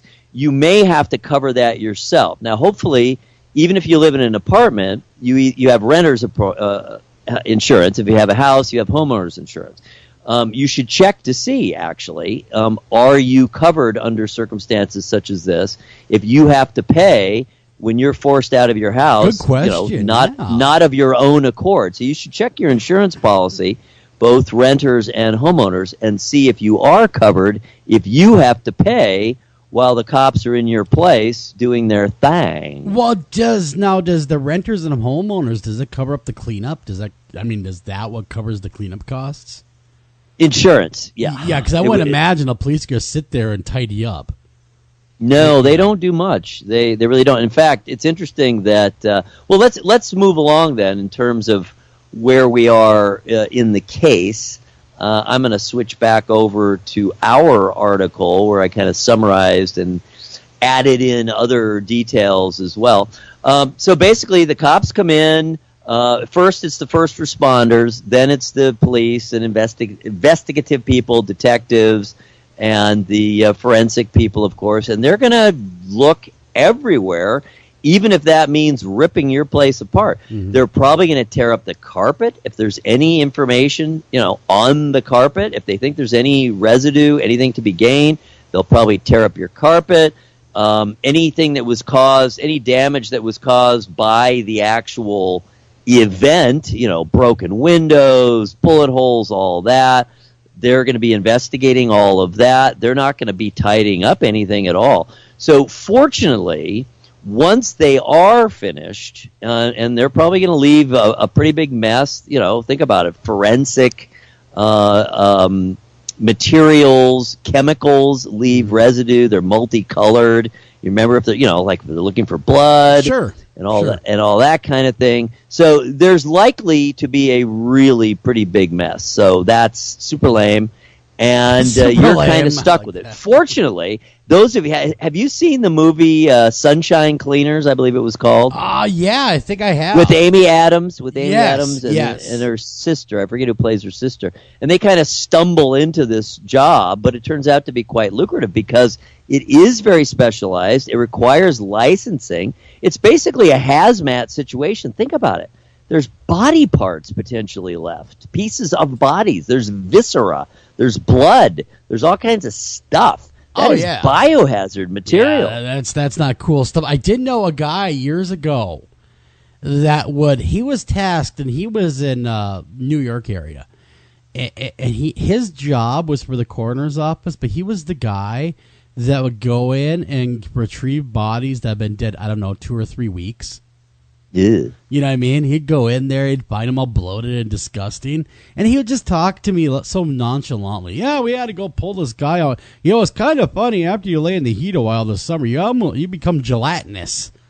I love that why word. Are you telling gelatinous. Me exactly? Why are you telling me this? Well, I don't know. I had to talk to someone. Got to talk to somebody about it. I'm just telling you, man, you become a real mess in the heat. Well, thank you so much. I believe you. Thank you. No, I don't want to see pictures. Thank you. Keep those to yourself. But that being said, you're right. Somebody has to do the cleanup. And it wouldn't be just the normal service master coming in, cleaning the carpets. You got to get people who are specialized in dealing with human waste, as it were. Licensed. I was even able, for our article, I found a book, because we always put at least one product together with the article just for informational purposes and just for the hell of it, for fun. I found a book called Mop Men, Inside the World of Crime Scene Cleaners. Wow. See, now that is a lucrative thing that we are not taking advantage of, Eric. We are not, but the reason it's lucrative is because it's disgusting. Well, no, and it's somewhat dangerous, potentially. Well, anyway. I would imagine. Could you imagine if the victim had a disease? that's communicable, Right. or anything else, or God forbid the murderers come back to the scene of the crime while you're cleaning up. I mean, that would really suck. I hadn't even thought of that one. That's even worse. Yeah, they that's show a bad up, one too. like, what are you guys doing? Mom, we're cleaning up a mess. Oh, that's my mess, by the way. Don't worry about it. All right, so the key element is if you don't know exactly what's going on, you don't know exactly yet, you were kicked out of the house before you could check your insurance policy and all that kind of good stuff, is be sure anything you pay out of pocket for accommodations, for your toiletries, for clothing, anything you were required to do because of this crime, keep those receipts, because hopefully you will be reimbursed either by a governmental organization, partly or whole, or by your insurance. It's funny because I just got hit up on Facebook with someone that had a similar circumstance. It was an assault that took place at a location that she had lived, and it was a fairly substantial assault. And they came in and they did much like what they did with a crime scene, because it was brutal, as she says here. She ended up having to go stay a week at a Holiday Inn, but her insurance would not cover it.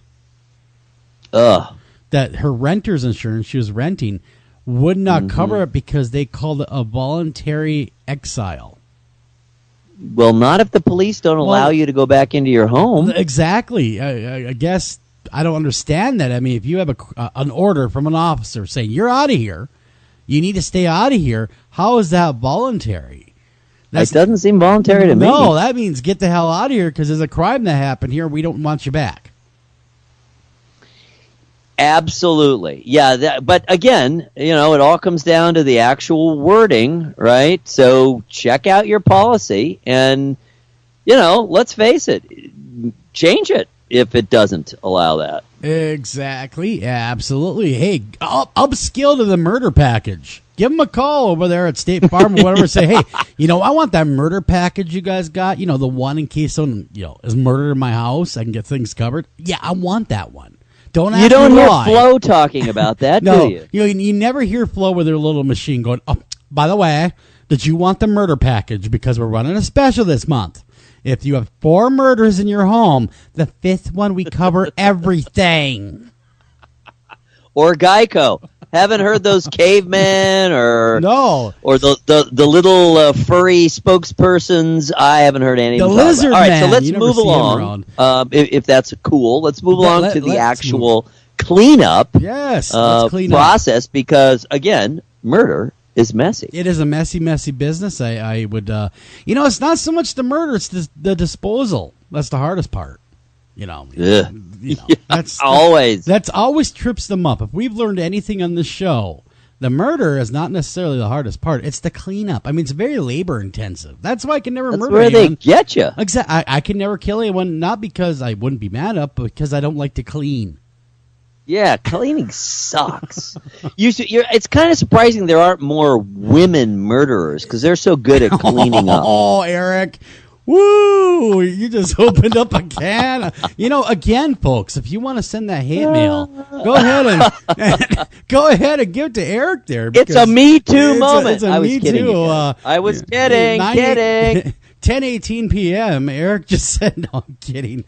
Yeah, we're gonna call that another 10:18. Actually, here's how joking I am.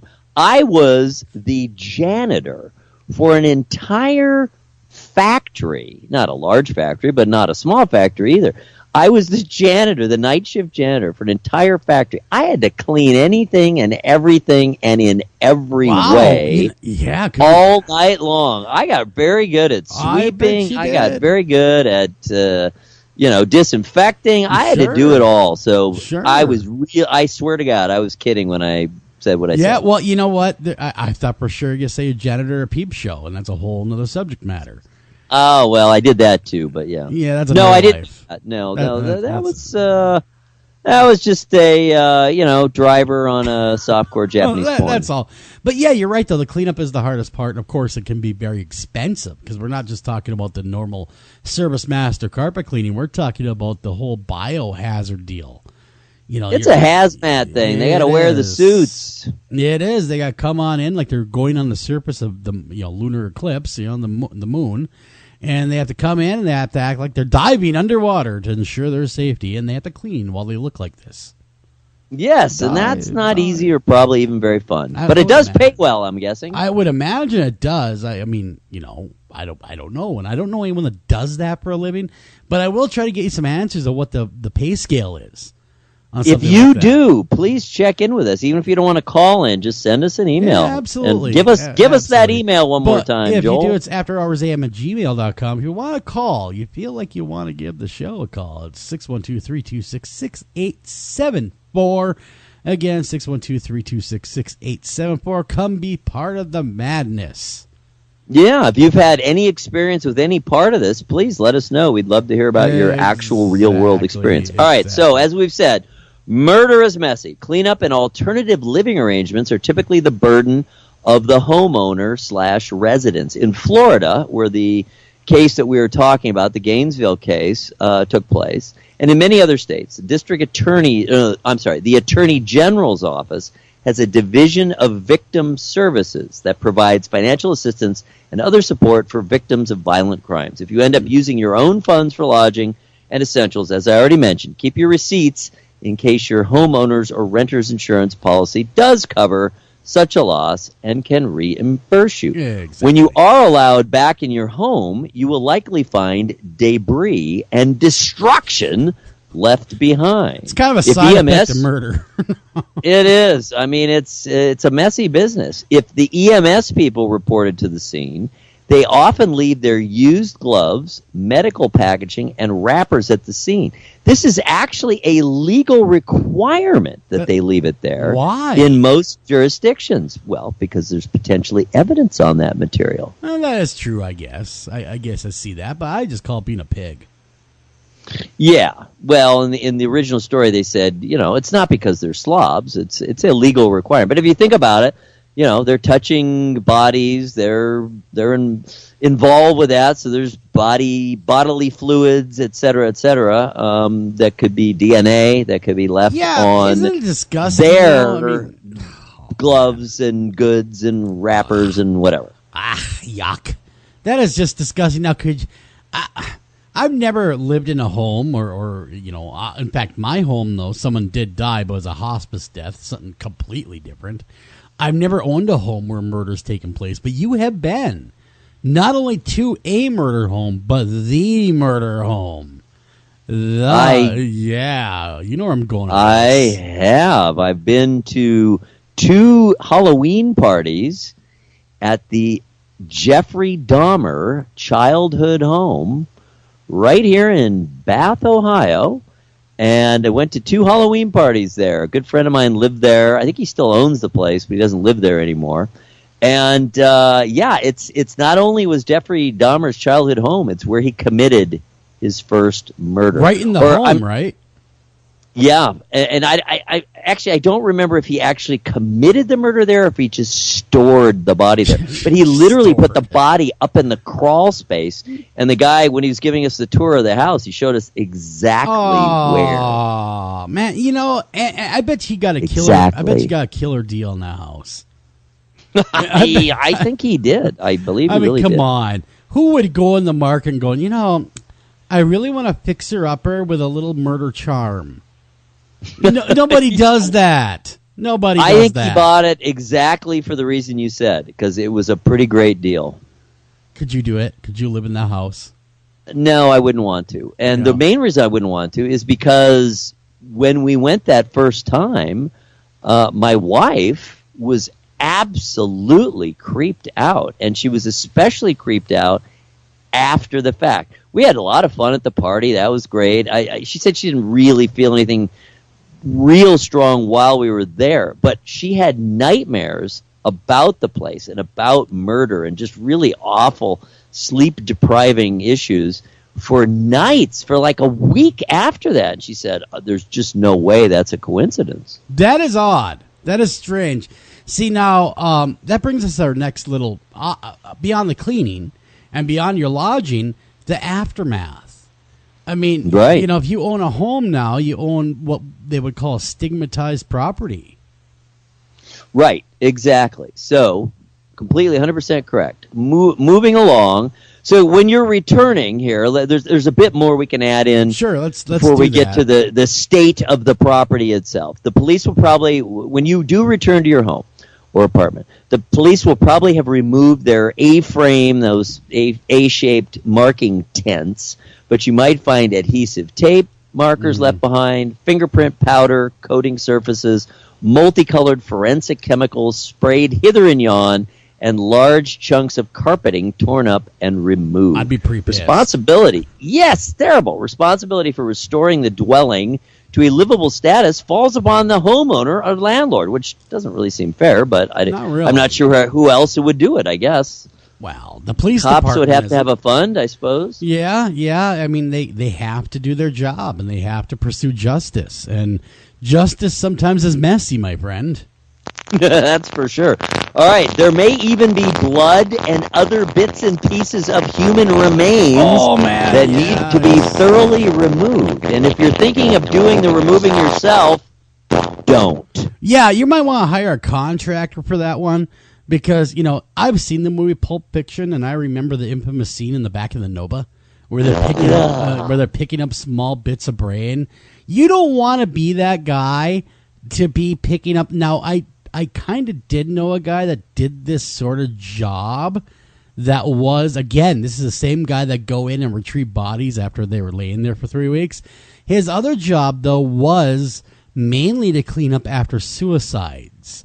So oftentimes he would go in after, it was clear it was a suicide, which, believe it or not, takes very little time and very little effort to figure out it was a suicide. So generally speaking, they're in and out pretty fast. But what is left is the debris, as Eric said, because even a suicide will stigmatize a home. Not just a murder, but a suicide as well will do so. But, absolutely it will. But this guy, he's like, it is really hard to track down all those little bits of skull and this and that. Again, things I did not need to hear, and I'm sure you guys don't need to hear it too, but I need to tell somebody. I might as well tell you guys and make you guys the victim of my vivid imagination, and now yours, of course. But he compared brains to picking up Jell-O. So, again, the devil's in the details. Clean up. Where is that Bill Cosby joke? Exactly. All right, just to since it looks like we'll kind of be able to wrap up the cleanup portion before the bottom of the hour. Most states have laws regarding the disposal of biohazardous material, which will likely include any of the remnants of the crime scene. Fortunately, there are licensed companies that specialize in this very specific kind of cleanup, and hopefully your insurance will help to defray the cost. How do you find someone that does it, though? I'm sure they're not in the Yellow Pages. By the way, we clean up bodies. I mean, I don't imagine that's in the Yellow Page ad. Probably not that in that manner, but it would probably come under some sort of biohazardous cleanup, that kind of thing. I would be tempted to, I don't know, have an electrical fire in quotations. You see what I'm saying? Yeah. Not want to have to deal with the remnants. I'm sure that happens, actually. Think about it, especially maybe in the past when things weren't quite tracked as well as they are these days. People just said, screw it, and burned it to the ground. What's funny is I was talking to my home insurance the other day, and I was getting another quote, getting ready to do things. I want to expand my insurance for, whatever. And my house would cost $500,000 to rebuild, replacement cost. Wow. So I'm like, wait a minute here. Hold the phone here, buddy. Theoretically, if an act of God happened, right, and the house is burned down to the ground, I would make $500K and I only spent $45 on the place. Can you say payday? What? Arson is a popular crime and under many circumstances. It is. Not that I would do anything. But then he turned around and he said, yeah, we would Basically, we would have to pay you the money for the replacement. As long as you have insured it at replacement value. Exactly. Yep, exactly. You don't have to now. You do not have to. You can insure your home for all you first-time home buyers, which is very popular at market value. So if you owe X amount, you can insure for X amount and be covered that way as well. So that being said, we're going to get out of here, go to break. When we come back, we're going to talk about some noteworthy homes as well. Homes that are currently being lived in that have had high-profile murders done in them. Some of these homes will shock you. Don't go anywhere. We'll be right back right after this.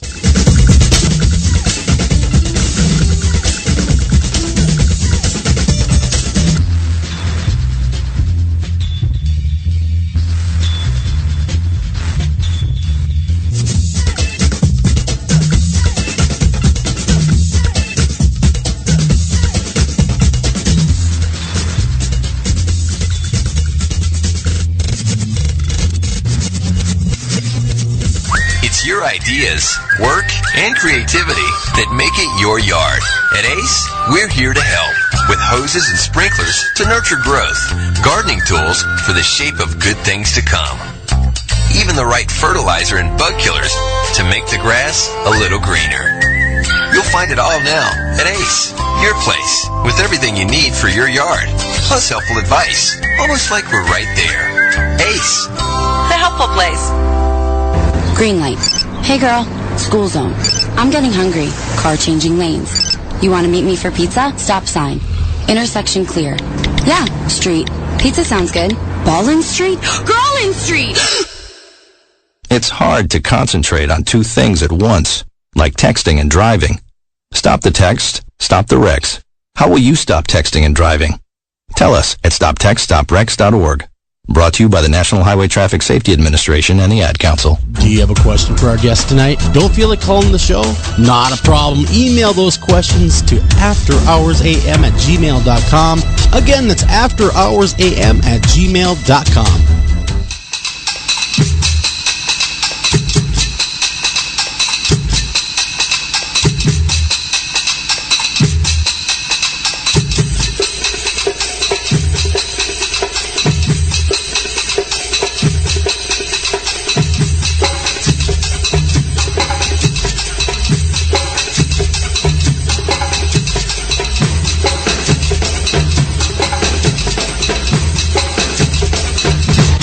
Welcome back to After Hours AM, the Criminal Code. Dun, dun, dun, dun. I'm your host, Joel Sturgis. Right along with me is the crime-fighting sleuth. Eric Olsen, I guess. Really good. Yeah, I stalled there with your new name. So, you know, Okay, I'll have to think about that a little bit harder. Next week, sleuthing. I'll have a new one for you, a brand new one. But moniker. A moniker. Well, anyhow, welcome back to the show. And when we're leaving, we're talking about a murder in your home or anyone's home. If you're caught in that circumstance, you're caught in the crossfire, as it were, theoretically. Hopefully not physically or really literally. But let's just say you're caught in the crossfire of a murder investigation. Where do you go and what do you do? And more importantly, I guess to some people, can you sell the damn place?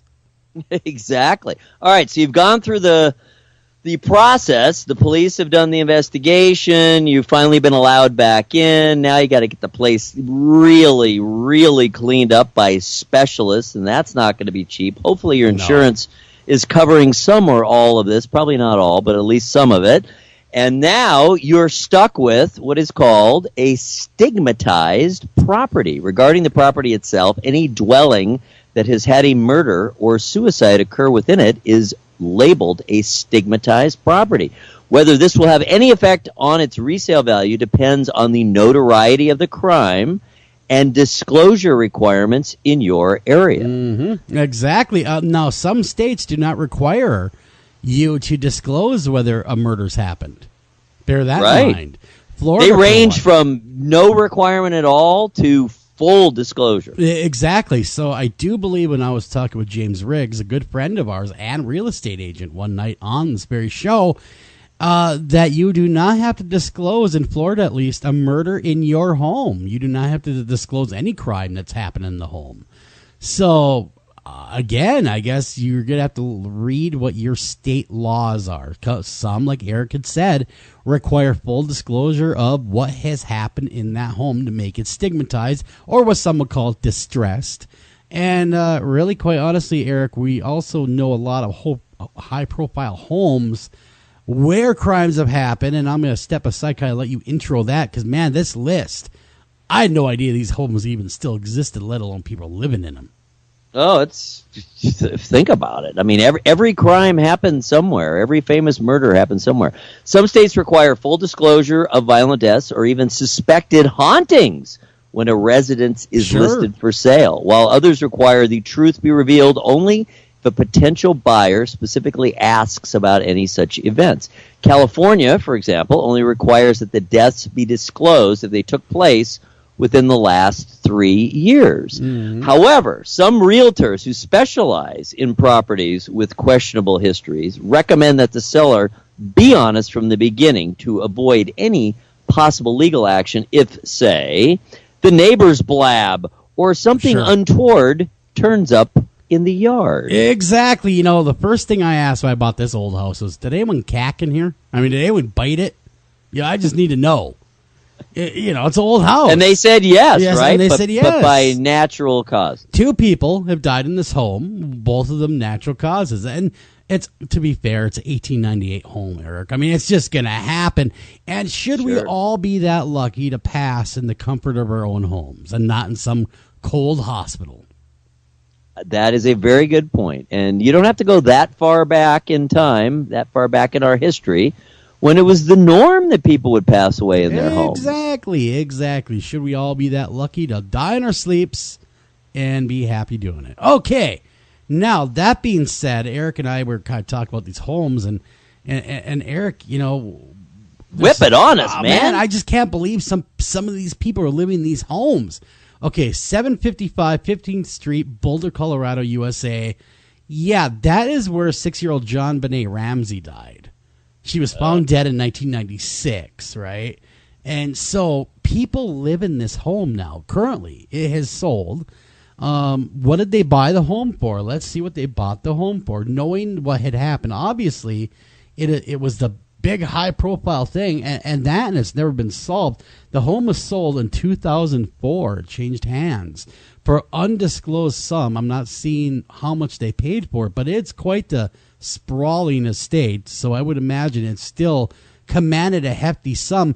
But I could not live in that home, knowing that is where such a high-profile case, or any murder for that matter, took place, especially that one that is unsolved. That would be creepy as all hell.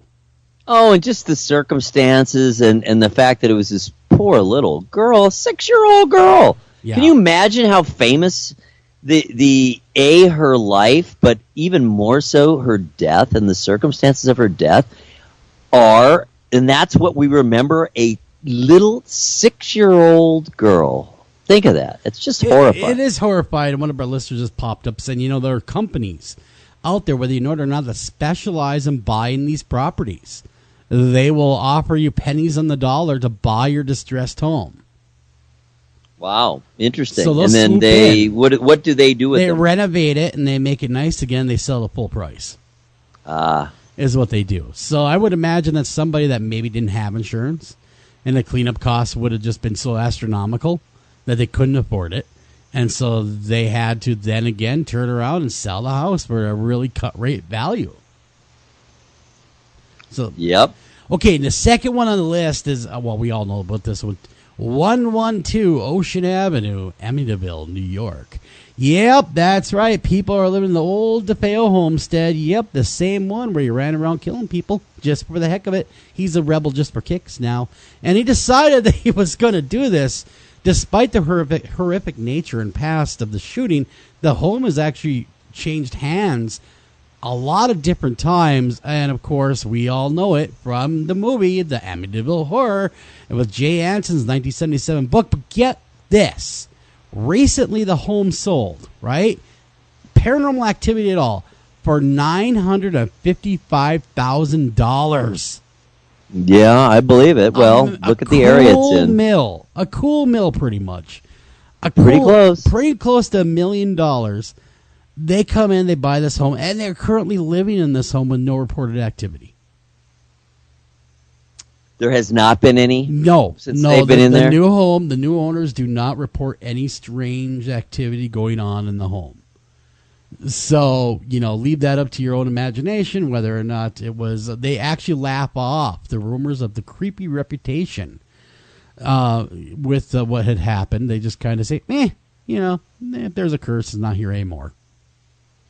Well, that's to the benefit. I'm happy to hear that. What's your, just a little side note here, what's your thoughts on the whole Amityville home in the first place? Do you think anything ever happened there? We talked about that a couple times in the show, and oh yeah, I've heard two different accounts for people that were there. One account is, oh my God, it was as horrible, if not worse, than what they claimed, and another account is, yeah, nothing really happened. Obviously, the murders happened, but beyond that, nothing that the Lutzes claimed happened. So you were kind of stuck in limbo. A, it's real. B, it's not. I kind of shoot for the middle. I think there might have been something going on, but it was grossly over-exaggerated. That seems logical, yes. And, of course, and if you look at the bank records and everything else, the Lutz family was in dire financial distress at the time. Right. They couldn't afford the house. They couldn't afford the house. And if you look at that time, I think in New York law, in order to get out of that mortgage, they had to prove it be inhabitable. Interesting. So, cooking up the story of, oh my God, the demons are here. That might have caused and brought a case about to be inhabitable. Mm-hmm. So, because they knew about the murders buying the place. Come on. Everybody knew about the murders. They knew about the murders. They even said so when they bought the home. That they knew about the murders. It wasn't like it was, oh my God, there's new news. Oh my God, there's a murder here. No, they knew about it.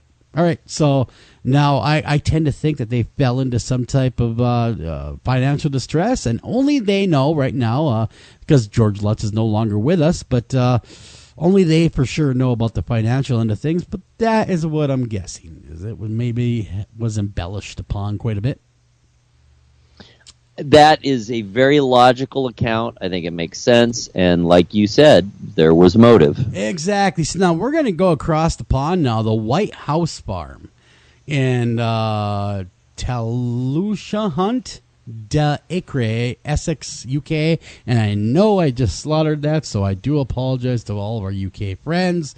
Okay, Jeremy Bamber slaughtered his family inside this attractive farmhouse with a quaint front yard.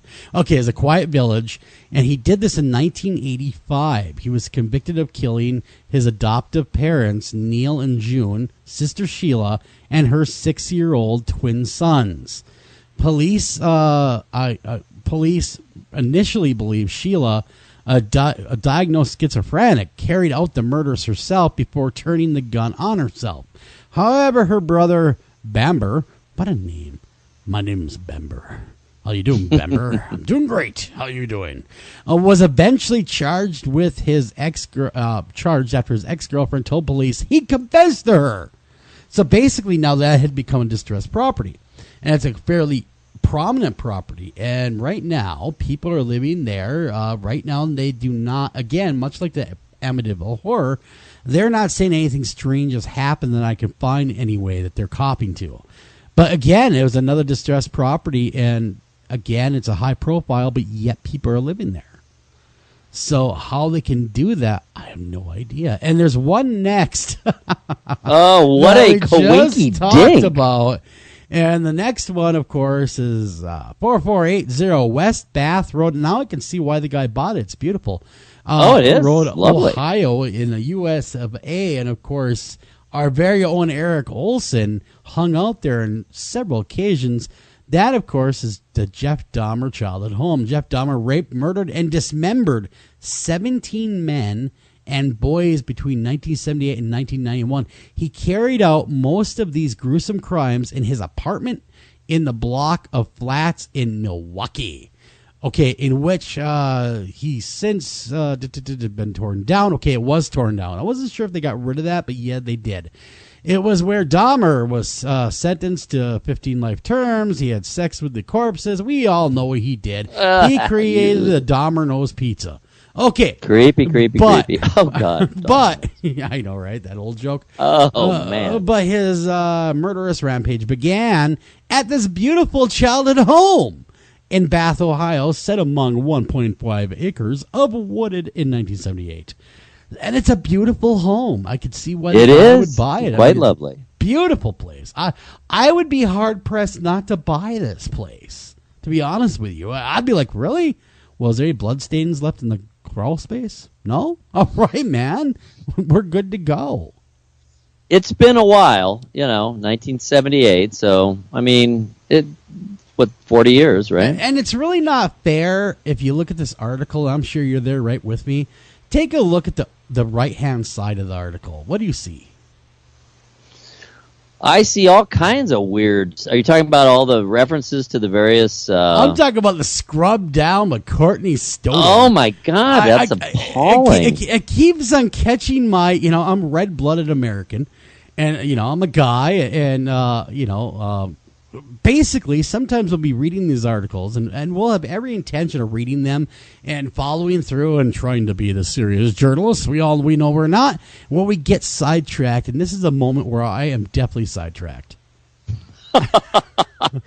What a tawdry, quote-unquote, career this young woman has had. I know, and it just it's hard to conduct a radio show when you're looking at that picture. And UK publications show more than American publications. They do. They definitely do. And God bless them for that. But those are just some homes that are distressed property. We got more now. We got 13 Front Street, West Akerland County, Durham, UK.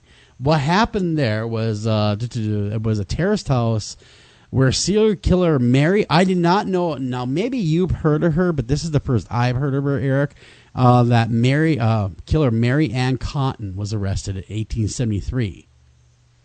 I had heard of her just because she was considered one of the earliest serial killers, and certainly one of the earliest women serial killers. Okay, because I didn't know about that. I want to say... somewhere a long time ago, Dr. Cole might have referenced her at some point, and I think she has ringing a bell.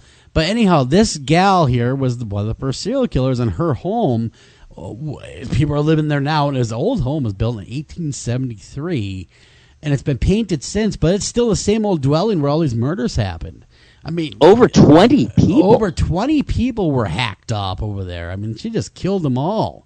It was really a gruesome thing. It wasn't like a normal one murder deal like the Jeff Dahmer situation in that house. It was lots of people. It was like a venerable cornucopia of chaos. It certainly was.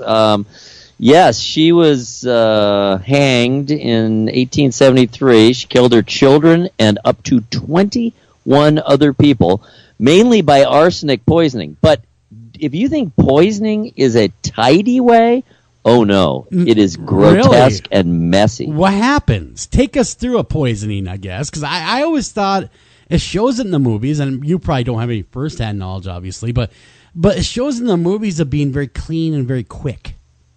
Well, certainly not with arsenic. There involves seizures, foaming at the mouth, eyeballs bulging out, extreme pain, a huge, ugly mess. Vomiting. Ugh. It's grim. Oh, you become just kind of like a sack of pus, is what you're saying.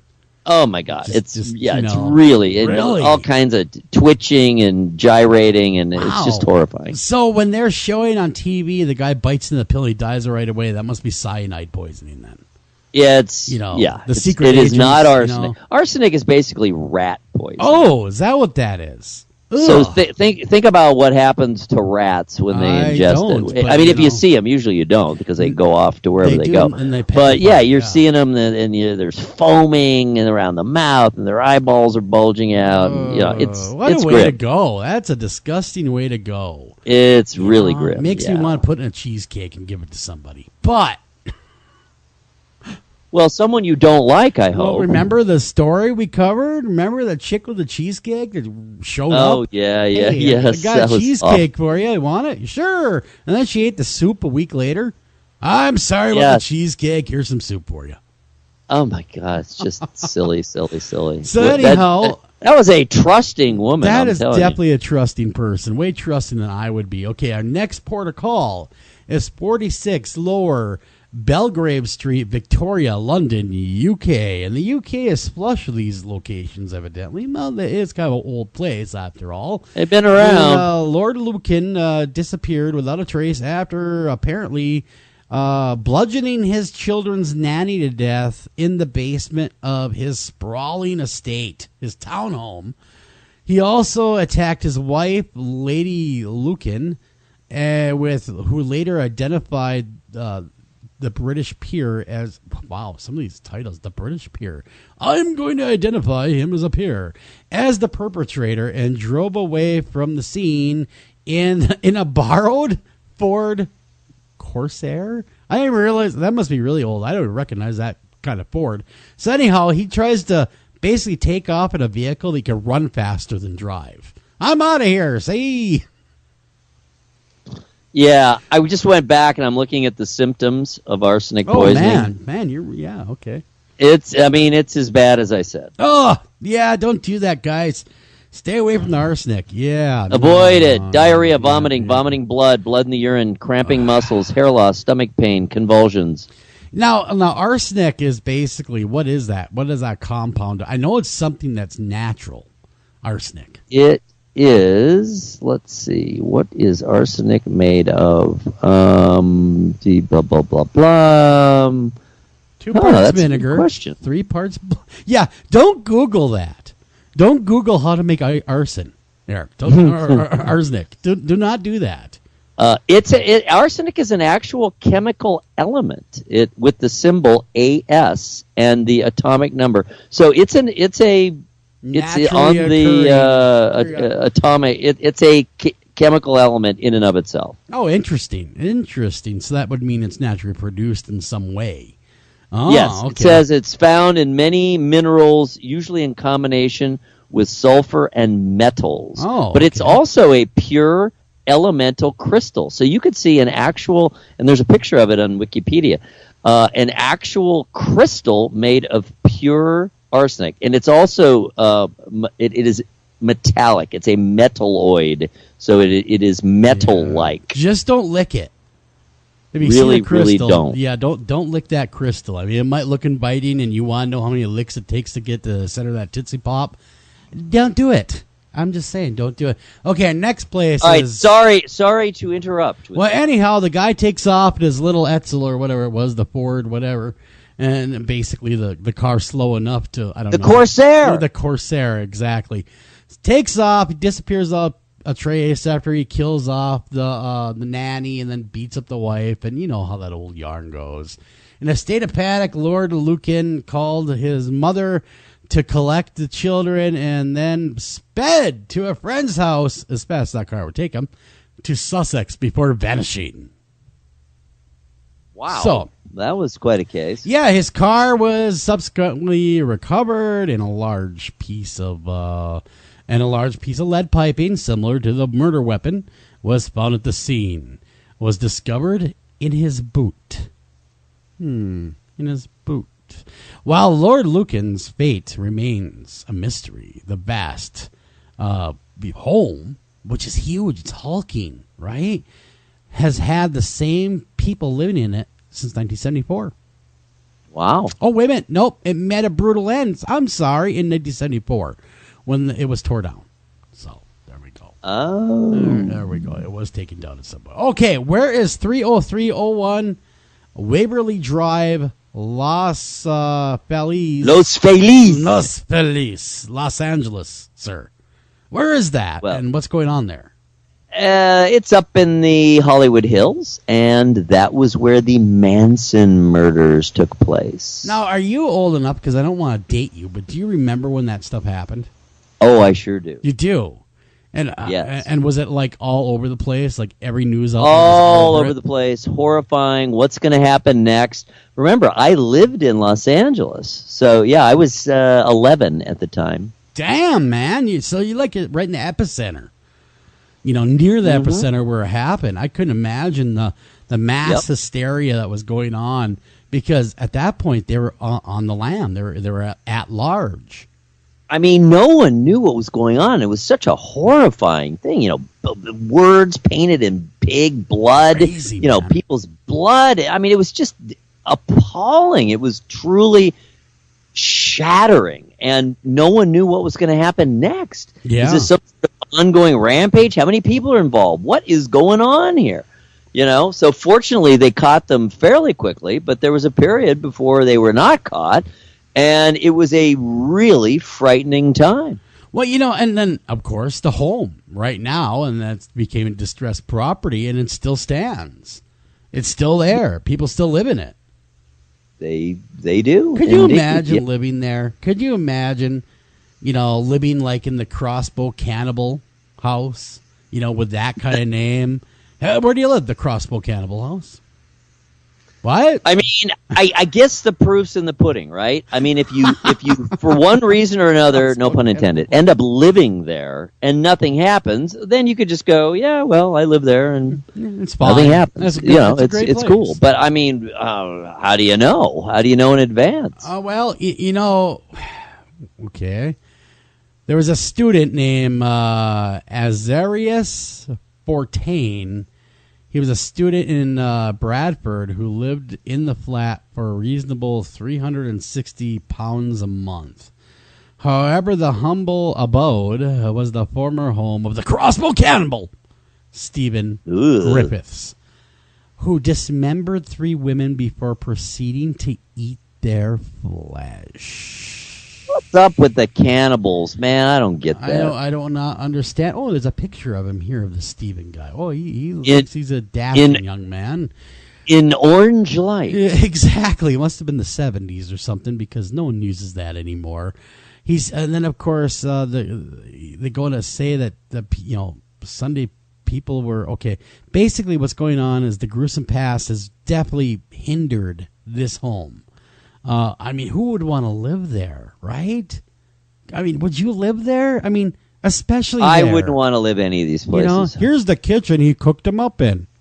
Really? Do you want to be making your eggs and bacon every morning? Think about that? No, I surely don't. I mean, it'd be one thing if the place was truly transformed, like Beetlejuice, where it just looks like a completely different place after the renovation. That would be one thing. And I do know the Dahmer house has been completely renovated since he lived there, since Dahmer lived there. So, I mean, it doesn't even look anything like But it still happened there. I don't care how But many it still happened there. give it. You're right. It's still there. And it's kind of like this newest thing I was seeing. I know it's not related at all, but how now Amazon delivery people can have a key to your house. Whoa. Did you hear about this yet? No, I haven't. There's an Amazon thing that you can have them drop the packages off in your house. Basically, Amazon will remotely unlock your door. Okay, and this is a listener just hit me up with this, and so this is out of the blue as well. He goes on to say that Amazon can unlock your door remotely, letting whoever is the package carrier into your home. But who's to say they're not going to stay in your home and wait? Right. And wait for you. It's a little disturbing. Yeah, here's your your DVDs, and here's an axe that you didn't order, but here comes. You know what I'm saying? It just, I get it. It's just so creepy. Hand delivered. It's hand delivered, all right. Hand delivered 40 times. Oh boy. But yeah, or you could just turn it into a bed and breakfast. Speaking of wax with axes, you could, and that's a lucrative thing, man. Bed and breakfasts are all the rage, and of course, haunted locations are periodically and most of the time turned into those. Yeah, and it's quite interesting to hear the tales of the macabre that has happened, and it's become its own cottage industry. But that basically, guys, is the rundown of if you have a murder in your home, what's going to happen, and also examples of homes that have been distressed that have turned out to be quite lucrative to buy and have great backstories they could tell your friends at parties. Absolutely, especially Halloween parties. Especially the crawl space jokes they probably had. You know, he's just kind of crawling around up there. Don't worry about him. Okay, we got to get out of here, everyone. Take care of each other, love each other until tomorrow night. You know, check it out. Make sure no one dies in your house because, man, it turns out it's really expensive. That happens. Thank you for listening to this edition of After Hours AM, and please remember to like us on Facebook and also follow us over on Twitter.